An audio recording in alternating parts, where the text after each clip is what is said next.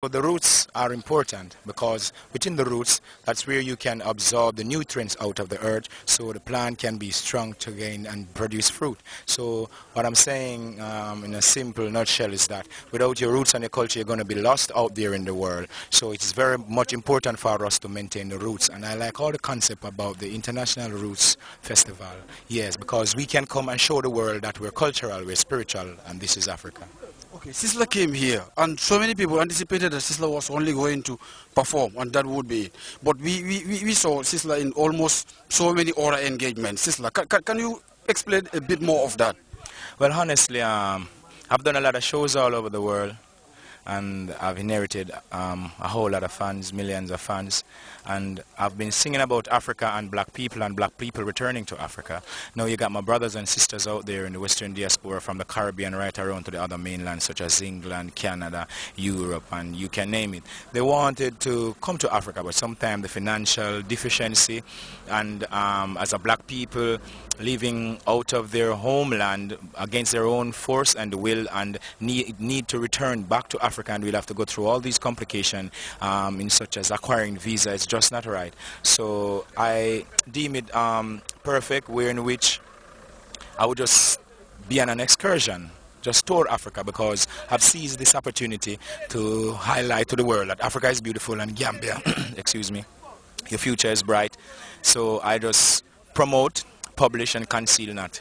Yeah, the earth is the Lord and the fullness thereof the world and they that dwell therein. The world want to see Africa. They want to see Gambia and Africa on a whole. So if Sizzla could just come to the Gambia and just walk around, meet and greet the people while you got the respectful medias recording, doing a few interviews and so on. People out there in the world, out of Africa, can really look into Africa and see what's really happening, because too long now you got medias that tends to distort the truth and the facts about Africa. So I personally, as an icon out there in the eyes of the people who the people have so long been cheering for, I see it as my responsibility to show the world that Africa is beautiful and it's not what some people portray it to be. The music is our soul, you know what I mean? The beat helps us on the pathway in dancing.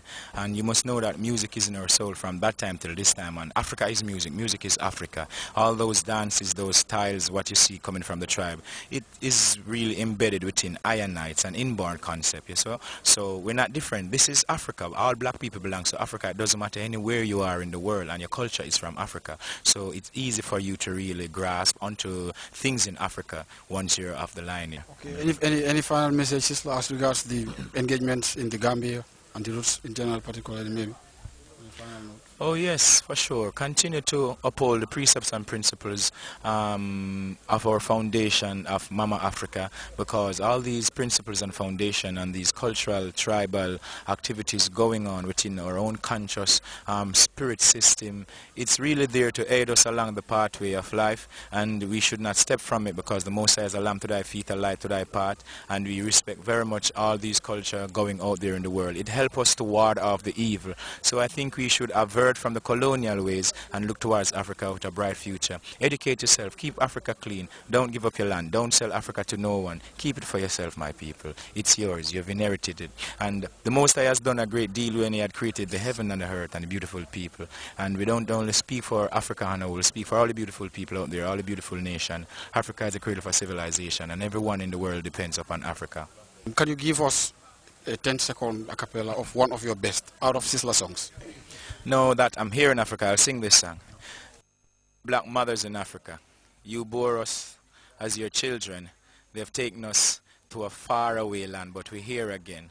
Thank you, Mama, for the 9 months you carry me through. All those pain and suffering. No one knows the struggle you bear, just only you. Give you all my love, oh yeah. Thank you, Mama, for the 9 months you carry me through. All those pain and suffering. No one knows the struggle you bear, just only you. Sister Kalonji, I'm in Gambia, you know what I'm saying? It's a smiling coast. Yeah, be happy about it, Africa's redemption. And you must know I represent the Ethiopia-Africa Black International Congress. Those are the Bobo Ashanti.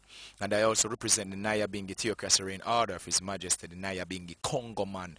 Hot lava, lightning and thunder against the walls of Babylon. Yeah, I represent the Haile Selassie Rastafari Royal Judah Coptic Church. I'm the president for the Rastafari Nyabingi Theocracy Order, and I'm the pioneer person spearheading the repatriation movement from the diaspora back to Africa. Thank you.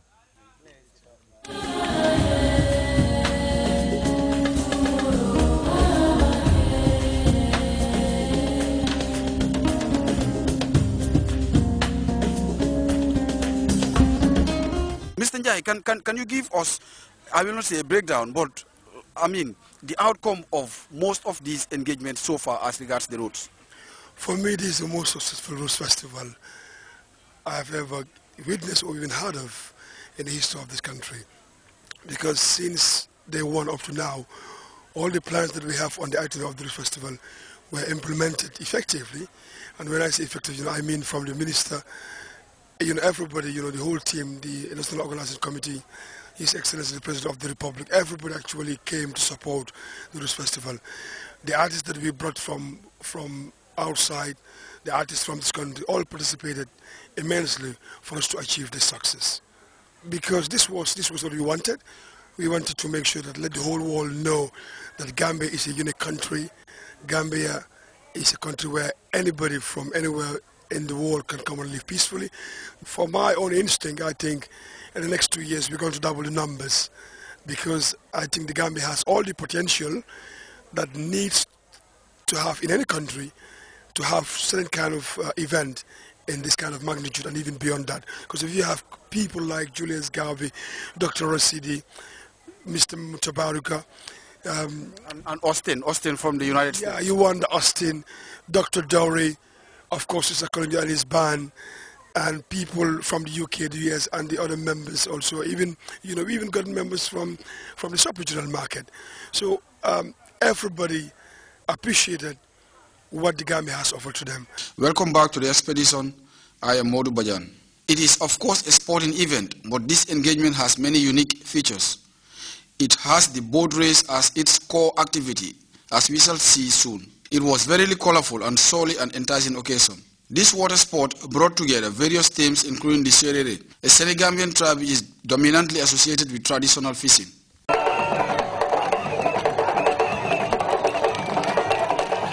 The colorful scenes Tuesday afternoon at the Gambia Ports Authority Wharf in Banjul.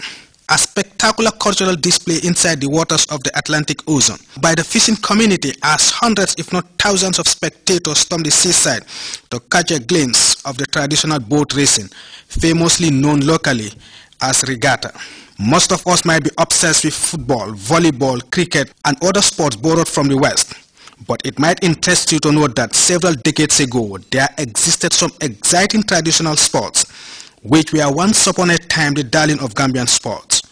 These traditional games are a mix and blend of culture and sports, with the boat racing competition